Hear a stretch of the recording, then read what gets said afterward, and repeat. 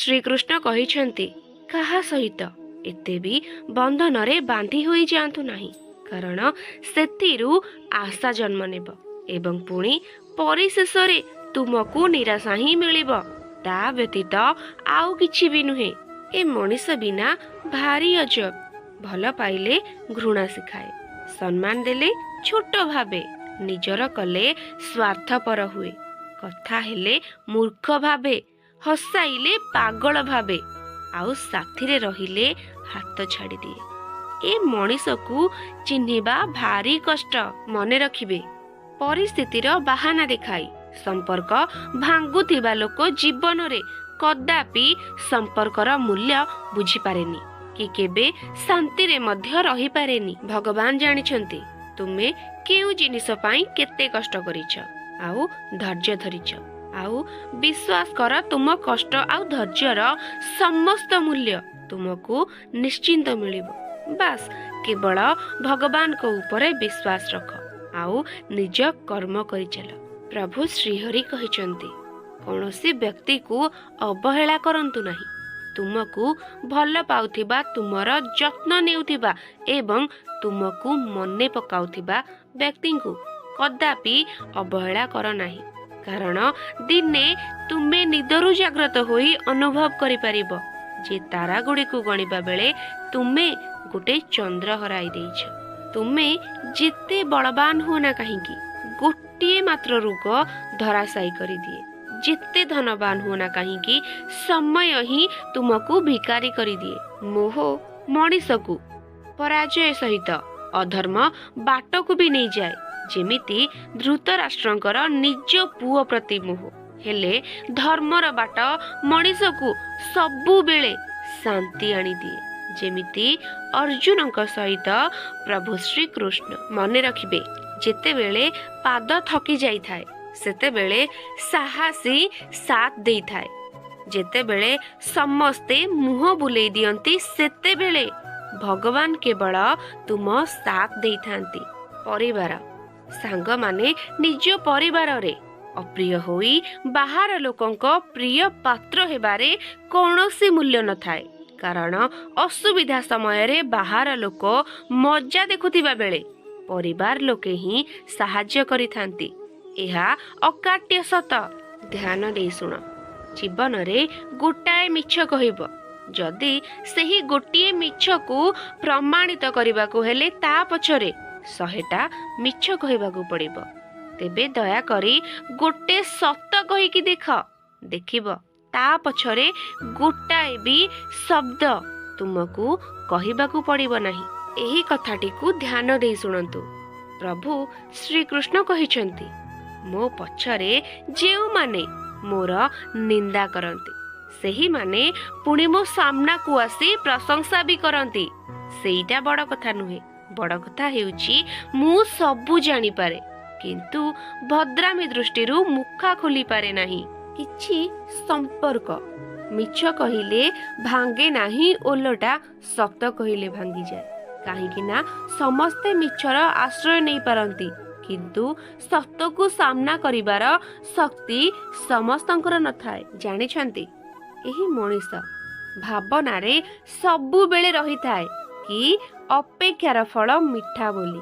ଯେଉଁଠି ଆତ୍ମସମ୍ମାନ ବଳି ପଡ଼ିଯାଏ ସେଠି ଅପେକ୍ଷା କରିବାରେ କିଛି ବି ମୂଲ୍ୟ ନଥାଏ। ଟିକେ ଧ୍ୟାନ ଦେଇ ଶୁଣନ୍ତୁ।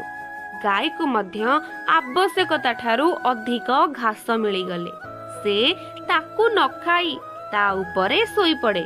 ଠିକ୍ ସେମିତି ଯେକୌଣସି ଲୋକଙ୍କୁ ସମ୍ମାନ, ପ୍ରଶଂସା ଓ ଅଧିକାର ଆବଶ୍ୟକତା ଠାରୁ ଅଧିକ ମିଳିଲେ ସେ ତାହାର ମହତ୍ଵ ନ ବୁଝି ତାହାର ଦୁରୁପଯୋଗ କରେ। ସାଙ୍ଗମାନେ ଏହି ଦୁନିଆରେ କେହି କାହାର ନୁହନ୍ତି। ସମସ୍ତେ କେବଳ ନିଜର ଆବଶ୍ୟକତା ପୂରଣ କରିବା ପାଇଁ ସମ୍ପର୍କ ଗଢ଼ିଥାନ୍ତି। ଆବଶ୍ୟକ ସରିଗଲେ ଭୁଲି ଯାଆନ୍ତି। ଶ୍ରୀକୃଷ୍ଣ କହିଛନ୍ତି, ଯେଉଁ ମଣିଷ ଭଲ ପାଇବା ବଦଳରେ ଭଲ ପାଇବା ଆଶା କରେ, ଦୁନିଆରେ କେବଳ ସେହି ମଣିଷ ହିଁ ସର୍ବାଧିକ କଷ୍ଟ ଯନ୍ତ୍ରଣା ପାଇଥାଏ। ତୁମେ କେବେ ଅନୁଭବ କରିଛ, ଅଳ୍ପ ବୟସରୁ ମିଳିଥିବା ସୁଖ ମଣିଷକୁ କେବେ ବୁଦ୍ଧିମାନ ହେବାକୁ ଦେଇନାହିଁ, କିନ୍ତୁ ଅଳ୍ପ ବୟସରୁ ମିଳିଥିବା ଦୁଃଖ ମଣିଷକୁ ବୁଦ୍ଧିମାନ ଓ ସଂସ୍କାର ଶିଖେଇ ଦେଇଥାଏ। କେବେ ଭାବିଛ ସମ୍ବନ୍ଧ ସେହି ଆତ୍ମା ସହିତ ହିଁ ଯୋଡ଼ି ହୁଏ ଯାହା ସହିତ ଆମର ପୂର୍ବ ଜନ୍ମର କିଛି ସମ୍ପର୍କ ଥାଏ। ତା ନହେଲେ ଏ ଦୁନିଆର ଭିଡ଼ ଭିତରେ କିଏ ବା କାହାକୁ ଜାଣିଛି? କାହା ପାଇଁ ନିଜକୁ କଷ୍ଟ ଦିଅ ନାହିଁ କେବେ। ସେ ଅନୁତାପ କରିବ ଭାବି ନିଜ ଜୀବନ କେବେ ବି ନିଅ ନାହିଁ। ଧନ ଯୌବନ ଓ ଜୀବନ କେବେ ମଧ୍ୟ ସ୍ଥାୟୀ ହୋଇ ରହେ ନାହିଁ। ତଥାପି ଧନ ଥିଲେ ଲୋକ ଗର୍ବୀ, ଯୌବନ ଥିଲେ ସ୍ୱାର୍ଥପର ଓ ଜୀବନ ଥିବା ଯାଏ ଗର୍ବ କରିଥାଏ।